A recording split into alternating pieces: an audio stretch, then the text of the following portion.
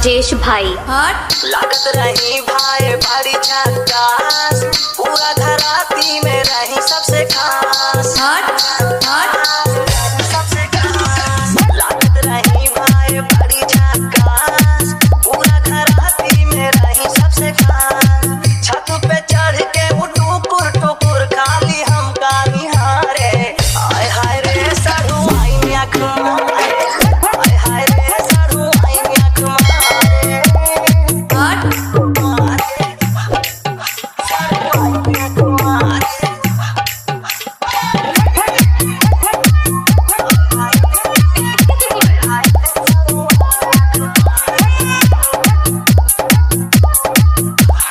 राजेश भाई हट मांगे नंबर तो हमका कमाइन, तब से चैटिंग चले ऑनलाइन।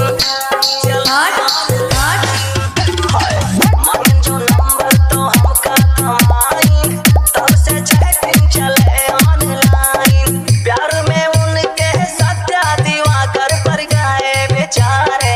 हाय हाय रे साधु आई आँख मारे, हाय हाय रे साधु आई आँख मारे।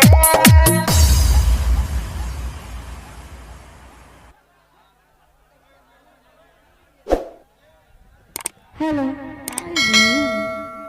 बोले बाबा ठीक हो चलो हां मास्टर पता मास्टर कह दे बजावे हेलो चलिए।